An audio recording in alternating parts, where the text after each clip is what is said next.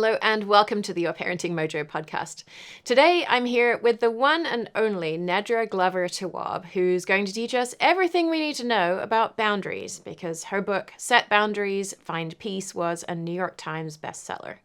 She's also written 6 more books, including, most recently, a children's book called What Makes You Happy. Nedra has over 18 years of experience in relationship therapy and is founder and owner of Kaleidoscope Consulting, a group therapy practice. Her gift lies in helping people cultivate relationships with themselves and with others as well. And I did want to remind you, we're trying some new things here in Your Parenting Mojo world. And sometimes you might notice that we have decorated the entire studio.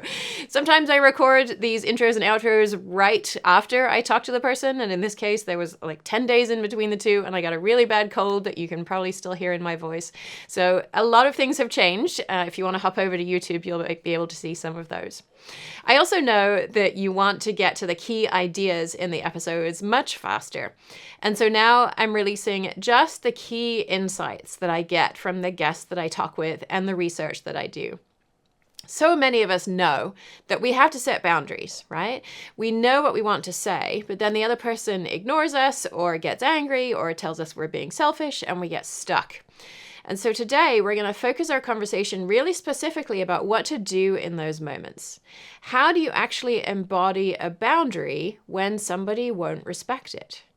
What do you do when you're reliant on someone who keeps violating your boundaries? And what does the fire extinguisher method have to do with any of this? So Nedra is going to walk us through some really tricky scenarios that parents in the parenting membership have asked me about related to things like disagreements with our parents over our values, when we rely on them for childcare, and when our children won't give us space. Plus, we'll hear about her new children's book that teaches kids these skills early. Of course, there was a lot more to this conversation. We talked about why setting boundaries is so hard in the first place, all those fears that we have about people being mad at us or the relationship ending. Nedra shared a really powerful story about an interaction with a family member that shaped her relationship with food for years. We explored how to know whether it's the right time to set a boundary in your relationship with another person. So if you want to hear that full conversation, it's available on the private podcast feed in the parenting membership. Speaking of the membership, starting January 1st, 2026, we are opening year-round enrollment, and we have a special Black Friday sale coming up in late November.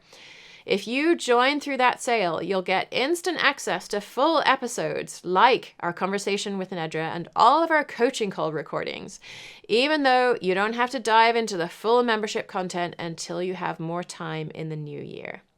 You can learn more and sign up for the waitlist to get access to even more bonuses on Black Friday at yourparentingmojo.com/parenting membership. All right, let's go ahead and get into this conversation with Nedra. Well, welcome, Nedra. It's so great to have you here. Thank you for that warm introduction. Yeah, you're welcome. So I wonder if we can start with a definition. What's a boundary? A boundary is a way that we express our needs, wants, or desires in relationships. A boundary can be verbal, or it could be something that we do with our behavior. Okay. And in my work, I distinguish a lot between boundaries and limits. And I'm wondering if you draw that same distinction. What's the difference between a boundary and a limit for you? I don't know if I draw that distinction between like boundary, limits, rules, because I think they all merge at some point, or they can merge. There can be some overlap. So I think just in general, like, when have you reached your limit? What is the boundary? Is how I might consider that sometimes. In the full conversation, we talk through some reasons why setting boundaries is difficult for us, which has a lot to do with our relationships in our families of origin. And that can create a lot of fear in us if we try to set a boundary, because we worry that we won't be liked if we do it.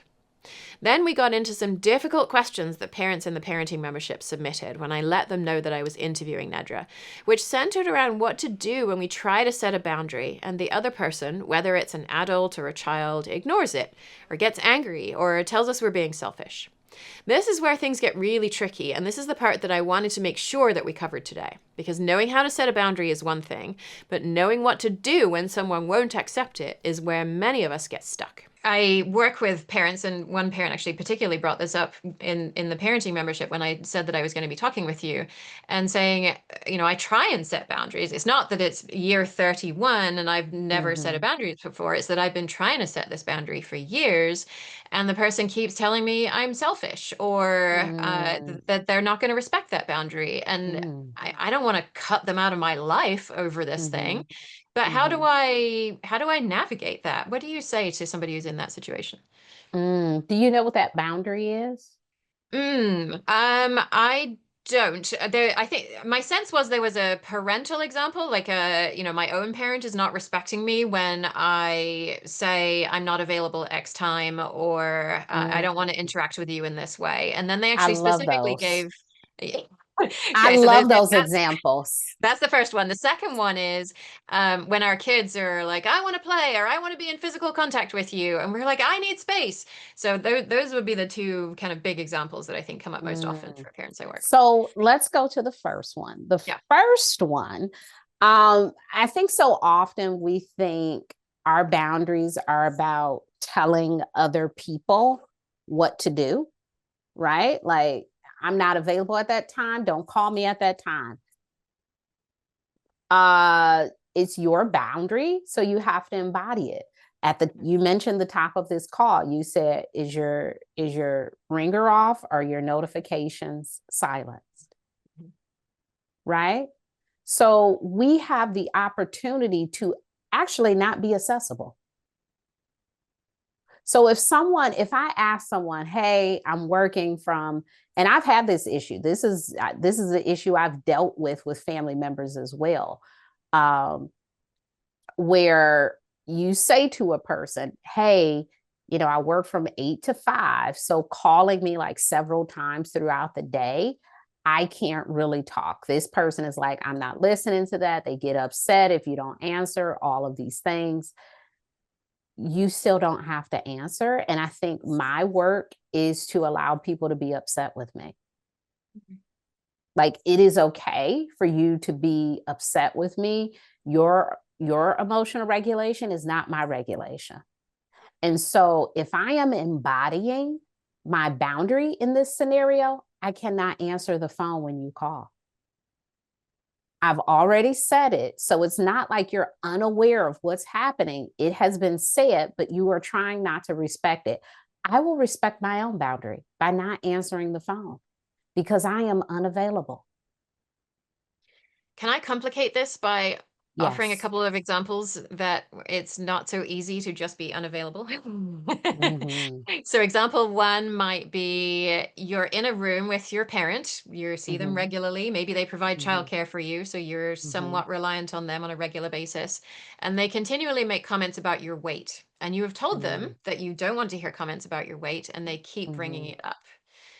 So that's an example. And then another one, I'm actually having a conversation with a parent later this week about unwanted holiday gifts. And I have said many times that I don't want to receive gifts from a certain large online retailer because it doesn't fit with my values. I don't want to have random surprise gifts that are, mass produced that my parent, don't really have the money for anyway, and I don't have space in my house for. And yet you bring this stuff into my home. Do I stand at the door and physically block you from entering my home holding this dancing cactus thing, right? So what do you do when it's harder to just turn off the ringer and say, I'm not available? Oh, so in the case of gifts, if you Yeah. have communicated, here it goes again, like, boundaries are verbal or they can be behavioral. So even though you don't want to adopt the behavior of rejecting the gift, that sounds like that is the boundary needed when you've been clear with a person that you don't want a gift and they keep violating the boundary. If they refuse to accept the gift, okay, I'm going to take this gift to the Goodwill. I'm going to regift this gift, being very clear. Yeah. At that point, I feel like you have done as much as you can. In a situation where someone is bringing up a topic such as your body or dating or when you're going to have another child or whatever it is, when they're bringing up those things, I think we have to extinguish those immediately like it's a Mm. fire. Mm. Oh my gosh, you're getting me. Like you have to jump in Mm. before they're able to finish their statement. If you've told someone, I do not want to talk about said topic, allowing them to finish what they're saying and answering their questions, talking about the topic are all opportunities for them to violate your boundary. Mhm. So they may feel like, well, you talk about it or you respond to it. It's yes, it's gaslighting, right? Like they are, they know you don't want to talk about this thing, but you don't have to answer every question, particularly when someone has told you they don't want to talk about it. You Mhm. can stop conversations before they get too deep. Um, Another personal example. My mother was trying to get into this conversation about me communicating with a particular family member who I don't have a relationship with. And she was like, I just think you and Mhm. I know where this is going. And I don't think it's a topic we should talk about because that is our relationship, is not a relationship between you, me, and them. Right. Mhm. And so about 2 minutes later, I was just trying to, I think what you were trying to say, your heart is in the right place, but it's also not your relationship to maintain. Well, what if I don't think you should do, the sentences weren't even finished. After that third time, she just stopped. She said, okay, I know. Mm. Okay. This is not a conversation that we can have. We've talked about it. We've went over it. We did a whole PowerPoint. I had a slideshow. I've sent text messages, voice notes, and messages in a bottle. Okay. Mhm. So there is no more conversation needed about this thing. And the Mm. only way to stop the conversation is about this thing is to literally stop it. Mm.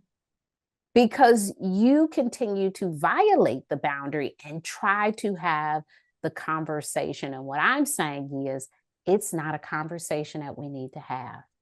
Mm. I love you. I want a relationship with you. This is not something that we can talk about. Mhm.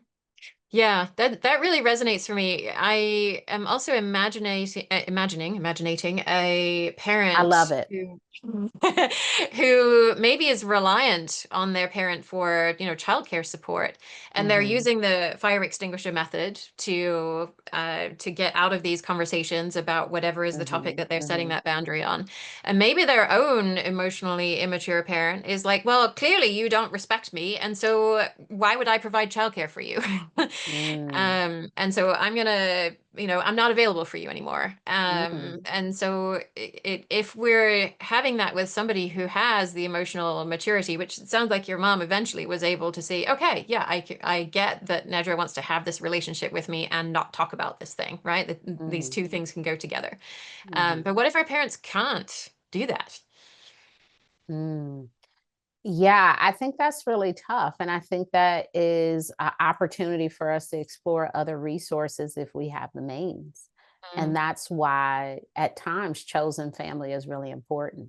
Maybe it's our Yeah. siblings, maybe it's our neighbors, maybe it's our friends if we can't afford childcare. But having to rely on a person who body shames you Mhm. is a difficult relationship to be in. So I wouldn't, I'm not saying leave the relationship, but I think the reliance on that person for this thing, it's really tough. It's like when people talk about like my parents financially support me, but they want to tell me what to do.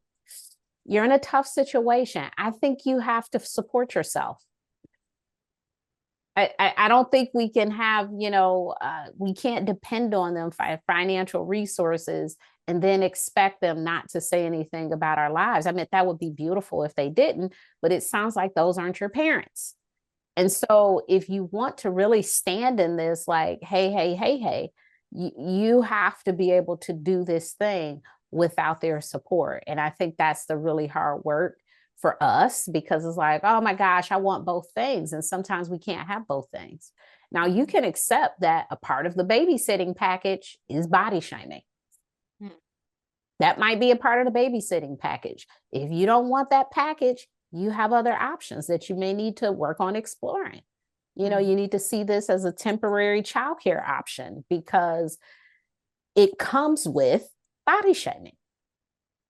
Yeah. So I think that's the hard part. When we are placing boundaries with people, we want them to change. We don't want to do the work, right? It's like, if I give this person my boundary and they just listen to it and they do it, my life is perfect. It's like, sometimes people don't operate that way. And people do have a right to say, well, that brushes up against my boundary of being able to say whatever I want to you. I want to be really honest with you. You know, and it's like, I don't want you. Because I think you need to hear exactly what I think about you. Yeah, I think you need to hear exactly what I think about you. I don't want that from you. Okay. Okay. That's really helpful. Let's come back and close some more loops with it. So the holiday gift. What if I have been very transparent about, yeah, I'm gonna donate this stuff, and then I actually donate this stuff, and I resent the time and energy it takes to deal with the buy nothing group, to put the thing out on the curb, to take it to Goodwill, and I just don't want that to be on my mental load. Is there another place to set that boundary so that I don't have to own that part of the challenge?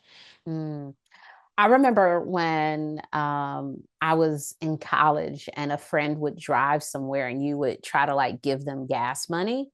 It would be like, here's $10. And I had one friend be like, I don't need your money. It's like, no, you're going to take my $10. And you would just look one day and you got $10 in your jacket pocket. You're like, oh, she really gave it back. I think with this gift thing, what if it's that? What if it's like, okay, you refuse to take it, it will show up on your porch. So, like, it'll be your thing because I'm going to show you how much I don't want it. Maybe I'll put it in your trunk while you're eating dinner and I say, hey, I'm going outside. I don't know. Like, maybe we make a game out of it, but I'm giving it back to you. I'm giving it back to you. So I'm grateful for people who are like, no, I really don't want your gas, because the tendency, or gas money, the tendency is to be like, no, I don't want to take advantage of you. I want to give you something. But there are some people who are like, no, I really don't want it. And so, what that teaches me, when somebody puts $10 back in your pocket, they are serious. Do not even offer them gas money anymore, because they won't let you give it to them. Right. Yeah. Yeah. I mean, I could imagine collecting up all the stuff in a box, and the next time I go over to visit, there you go, leaving it on the back porch. So it's not even a thing we have to talk about while I'm there. Yeah. Here's your stuff that you've given me. Yeah. Okay. All right. Thank you. And then closing one more loop, we had opened up the idea of boundaries with kids, right? I want to hug you. I want to be on your body. I want mental space, right? I want physical space.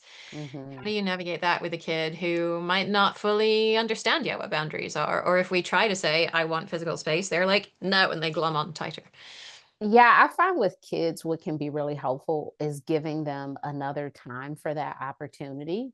I get a lot of, can you do Legos right now? It's like, I'm folding clothes. I actually cannot do Legos right now.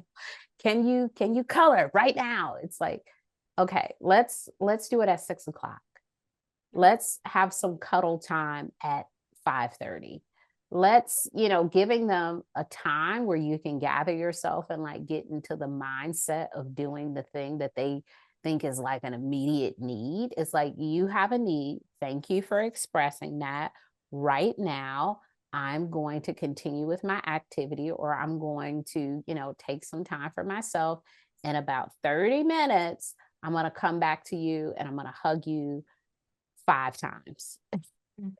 So giving them the opportunity to get what they need, but also saying, right now in this moment, I need my body for myself. I need time to myself. I need some space. Let's think about, another time to do that thing. Yeah. Yeah, that makes a lot of sense. And a related idea that I find often is helpful is if we can find some capacity to be physically with the child in the way they want right now, and we can say, yes, I can do this for X minutes, and then I'm going to Mhm. take some space, do my thing, right? And if we can meet that child's need for connection up front, then potentially they're more willing to actually separate from us Yes. further down the line. All right. So we've been talking about how we as adults can navigate setting boundaries, especially with people who resist them. But what about our kids? How do we help them learn these skills? And that's actually what Nedra's new book is all about. Okay. And so, related to helping kids learn about boundaries, you have a new book. It's called What Makes You Hmm. Happy. Can Yes. you tell us what age range of kids it's for and the kinds of scenarios that are worked through in that book? And why did you choose them? Yes, so it is for children 4 to 8 years old. And some of the scenarios are about people pleasing and Mhm. wanting to do the thing that everybody else wants to do and finding a way to weave yourself into your experiences. This book is about Avery, who is trying to figure out a way to celebrate her birthday. And instead of doing the thing that she wants to do, and in some points in the book, you're like, she doesn't even know. Like people are reminding her, like, this is what you like to do. This is what you want. And sometimes we need those reminders from the people around us to bring us back to center to say, why are we going to this Italian restaurant? You love Mexican. What are we doing here? Right? Like, Mhm. so the earlier we can learn, like, there is space for me in this experience that I'm creating, the better. It's not about, we want to be considerate of people, but we also want to consider ourselves, especially for big events, for our weddings, for our, graduations, for our birthdays, for those big moments, centering yourself. It literally is about you. Mhm. Literally your birthday. Although I believe someone told me who is Chinese American and has Chinese parents that in China, your birthday is the day you celebrate your mother, the person who gave birth to you. I'm with that. I Yeah. am with that. I love that because I do feel like my kid's birthday is my birthday. It's like actually Mhm. one time for the mom, okay? Yeah, I have a One horse in this time. race too. Yeah. So I am actually hoping there's going to be another book that focuses on the relationship of boundaries between parents and kids, because this is very much focused on sort of kids, right? Kids navigating who am I in this relationship with my peers, and I'm also Mm-hmm. hoping for a book on who am I in my relationship with my parents. Is there any chance Yeah. that's on the horizon? I don't know. I think you just gave me a outline for it. So Okay. but maybe it could be. I think, Okay. there are so many opportunities for kids to learn those skills and to apply them with, their peers, with their parents, with siblings, um, and a whole host of other folks. But the way we learned about boundaries is really in relationships with people. Yep.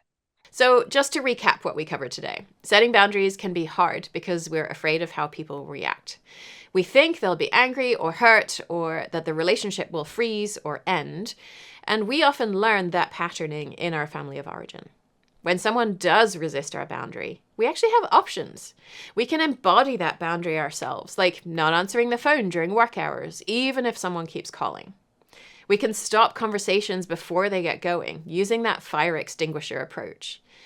And sometimes we do have to accept we can't have everything we want. If someone provides childcare but also body shames us, we might want to find other childcare options if we want to maintain that boundary. The hard truth is that boundaries are not about getting other people to change their behavior. They're about what we do, and that can mean making tough choices about who we rely on and how we structure our lives. If you want to learn more about Nedra's work, you can find her at nedratawwab.com. That's TAWWAB. Her website links to her Instagram, as well as quizzes and free resources to help you on your journey. And her new children's book, What Makes You Happy, is available wherever you get books. Thanks so much for listening, and I will see you next time.